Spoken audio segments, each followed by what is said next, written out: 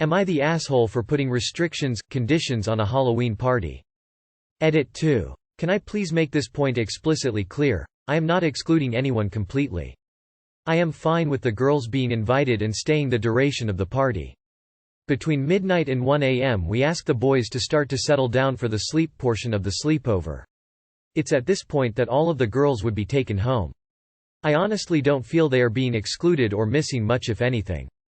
If they wanted to, they would be more than welcome to return for breakfast. I would even be happy to pick them up and drive them home again after.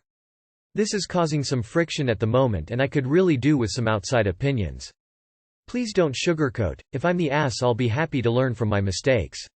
I have 2 kids, 14M and 15M, and offered to let them throw a Halloween sleepover party with their friends. This is a semi-regular occurrence, and myself and my husband, 37F.M., always stock our tall drinks fridge to capacity and provide food and snacks for them and up to 10-12 friends. I usually order pizza, 100 pounds, or buy a truckload of barbecue food as well as desserts and snacks and brand name cans and bottles like Coke and J2O, etc. We also provide a cooked breakfast of takeout McDonald's or the home-cooked equivalent, and I wouldn't dream of asking them or their friends to contribute. I have a habit of overfeeding our guests. We go through multiple huge pans of hot chocolate. We invested in a large tent for them to sleep in with lots of camping gear, a fire pit, barbecue and an outdoor movie projector. They can use this for video games as well, and giant screen for entertainment. I am currently on the lookout for an air hockey, pool table and a dartboard to add to the gear. The issue comes from the invite list. Given the boys' ages, I am happy for them to invite both male and female friends. However, I am very uncomfortable with a mixed group of 14-16-year-olds sleeping together. I have offered to drive the girls, and any boys that don't stay, home between midnight 1 a.m. so they can still attend for the majority of the party. However, I draw the line with them sleeping in with the boys. In my head, it's just a liability waiting to happen. It's just not sensible. My 15-year-old is very upset with this rule and has decided to not invite anybody because he thinks I am being very unfair, and he has lots of girls as friends. It's creating a lot of tension in our house, and I'm quite disappointed, to be honest, as I honestly feel like I try my best. I feel we have a responsibility towards all the kids that stay over, and I would love to accommodate everyone, but we don't have the space to separate them, and even then, I couldn't watch them 24/7, as I still need to sleep myself at some point. Please tell me, Reddit, am I the asshole? Edit to answer questions. Were there girls at previous sleepovers? We have never allowed the girls to sleep over. Girls have been to the house and have attended previous parties, sleepovers, however they have always either been collected by their parents, or walked, driven home. Are you concerned with the fallout from other parents? It's not just the reaction from the parents I would concerned about. I don't think I would ever forgive myself if anything was to happen. I also don't have any reservations about any of the lads invited. In my head, it's just not worth the risk. We are in the UK and the legal age for consent is 16 here. That obviously doesn't mean that any contact or activity is necessarily consensual, and while I agree it's probably unlikely, I still don't want to be responsible for the possibility since any girls invited are 15 or under. Why not have them in separate tents? I would love to have more than one tent, however, we don't have the space in the garden to pitch more than one, as there is an area of decking and a hard standing for a shed. Also, it wouldn't stop them mixing as soon as we go to bed. Not the asshole. He thinks I am being very unfair. Yeah. Spending a shitload of money on this extravagant party sounds unfair as hell. Not the asshole. Look, I was 16 years old going to tent sleepovers cause I had cool parents. Believe me when I say you are doing the right thing. God forbid someone gets pregnant at a party you hosted. Nope. Good job, mom, you're doing this right. Lol. Not the asshole, you're the parent and responsible, liable for what happens at your house. You offered a very reasonable compromise that was rejected. If 15yo doesn't want to invite anyone as a result, that's his choice. Proceed with the party as planned or just cancel the sleepover portion of the party altogether. Not the asshole. You're the parent, not the friend. Your decision is based on knowledge and experience far beyond your teenagers. Your perspective is for their well-being. That being said, have you spoken with any of the other parents to see how they feel? Could an alternate be offered, like one group sleeping indoors? Or could you and your partner maybe forego some sleep and take turns keeping an eye on the situation? Just some thoughts.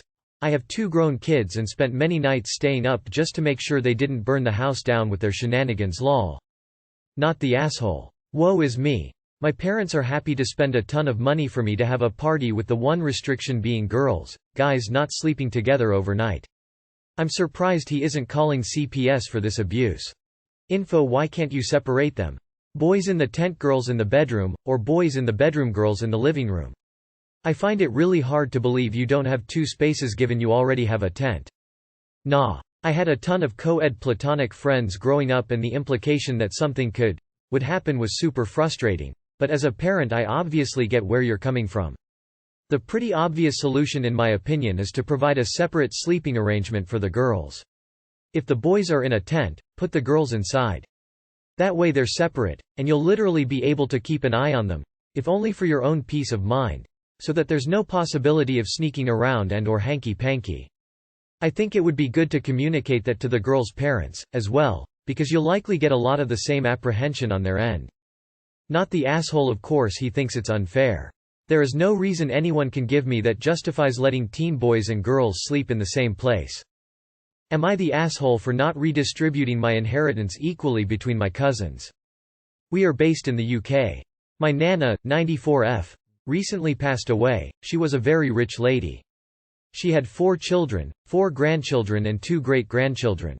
Uncle 1, 73M, has no children. Uncle 2, 70M, has 1 son, 40M, and 1 granddaughter, 16F. Uncle 3, 67M, has 1 son, 38M.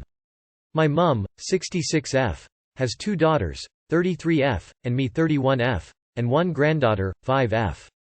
My Nana always said that if you borrowed money off her and didn't pay it back, she would dock it out of your inheritance. She did give money as a gift, but she was always very straightforward with what was a gift and what wasn't. When borrowing money, she would get you to sign a contract saying how much you were borrowing and have it counter-signed. As far as I'm aware, any money my mum and uncles borrowed was paid back, so their inheritance wasn't affected. I never borrowed any money off Nana, as I hate being in debt to people. My sister and cousins, on the other hand, were happy to borrow money off Nana, and I don't think very much of it got paid back. This is the issue. All 4 cousins were left a house in the will that was to be sold and split 4 ways, with any money still outstanding to be taken out of their shares. I'm not going to use exact figures, but the house sold for around £800,000. Which means that each of us inherited about £200,000.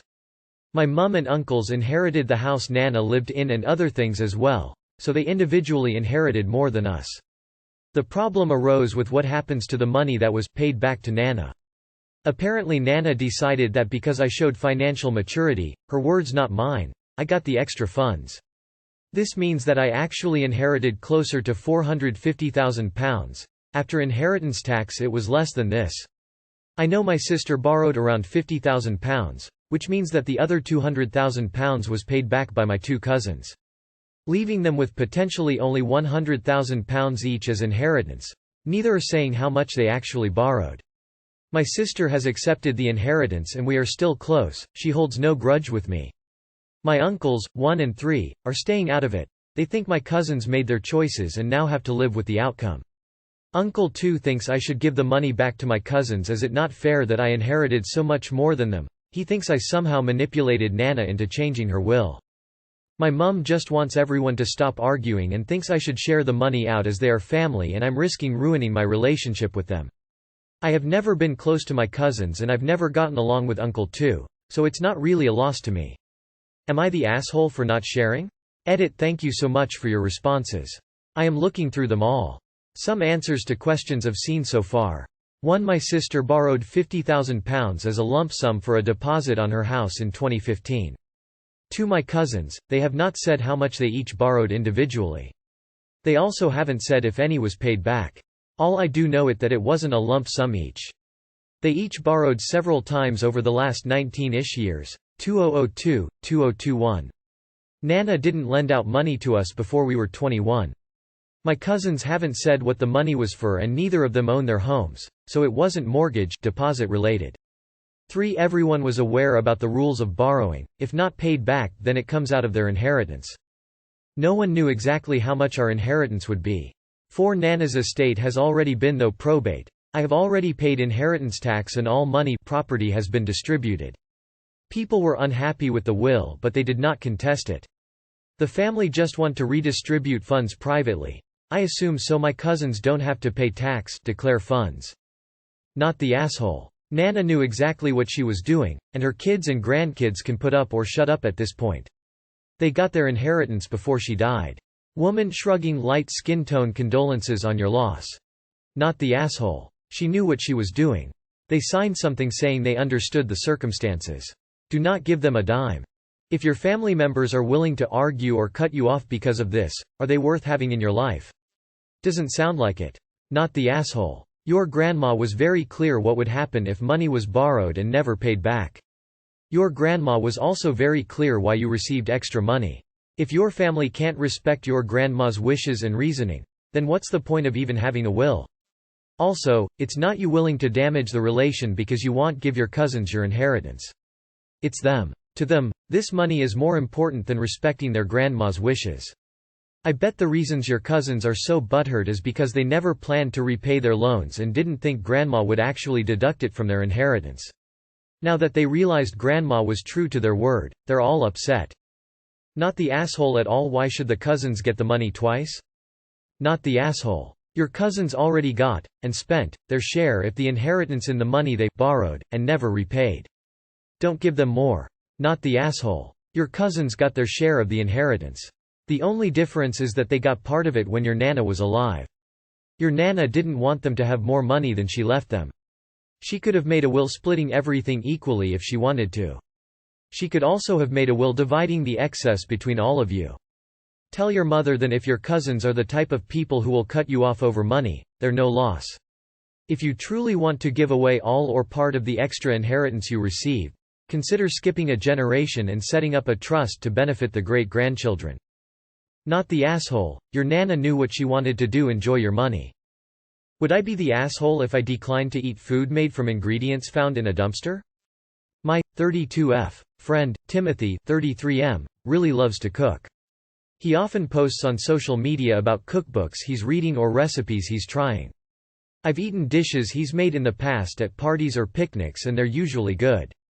We've been friends for a few years now, but I only recently found out that in addition to his culinary interests he's very passionate about food waste. As part of that, the majority of what he eats is made from ingredients previously thrown out by grocery stores and private consumers. I discovered this at a potluck picnic 2 months ago. Timothy brought a complicated, fragrant artichoke dip and someone asked him the recipe. He talked about how he made it and then mentioned proudly, and all of the ingredients came from a dumpster.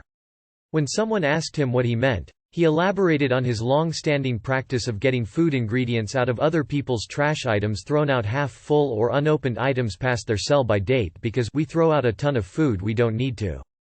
He mentioned that he rarely buys new food from a grocery store since there's so much of it in dumpsters and trash cans. He also mentioned, proudly, that he rarely ever gets sick from what he makes. A few of our friends at the picnic expressed surprise that he could make that from thrown-out items. Others echoed his position on food waste. I didn't say anything. I do agree with him that people waste a huge amount of food, and absolutely those resources can be saved and distributed in better ways. But in that moment I felt sick. The thought that the dip I was about to eat came from someone's trash made me nauseous. And I suddenly felt a little horrified that I'd previously eaten food that he made without knowing that this was his practice. Sure, those dishes tasted good then, and I didn't get sick, but I still feel gross about it. I didn't eat any of his dip at the picnic, and I didn't say anything about how I was feeling to anyone. Flash forward to now, Timothy has a birthday coming up and is having a party. He's been texting me telling me about new recipes he's trying for the party, and can't wait for me and the rest of his friends to sample them. I am sure that the food will again be made from thrown-out ingredients, and the thought is making me nauseous all over again. But I really want to go to the party because he's my friend and after COVID I miss hanging out with him as much as I did before. Would I be the asshole if I didn't take any of the food he offered? In the past he's been pretty pushy about the food he's made. He says he's that way due to family tradition. So I'm sure I'd have to come up with a pretty strong excuse, but I hate lying to him. I do not plan on telling him the real reason I know our friendship would suffer. Edit. A number of commenters have mentioned that I should be honest with him about how I feel, and I think you're right. Me being afraid to tell him is probably more my fear of confrontation than it is a healthy consideration for his feelings. He feels very strongly about this, and I guess I was worried he would be offended. It's probably not fair to him to assume he would take it badly. But if I do tell him the truth, I won't do it at the party, I do it beforehand as comments have suggested. Not the asshole. Although cooking food found via dumpster diving can be safe if done correctly and safely, it's still a comfort level thing for each individual. It's not for everyone. Personally, I'd eat beforehand and just be upfront with him.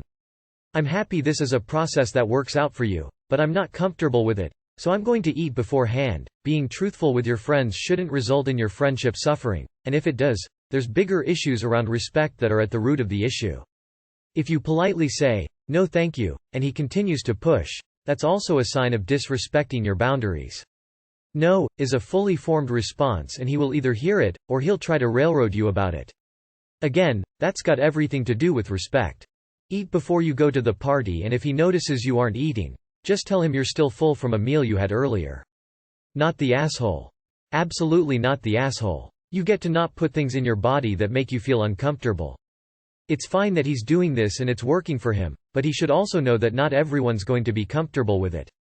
Also, while I think dumpster diving for unopened things is valid and a way to save food that otherwise would have been wasted, it's pretty gross to me that he's taking half-full things.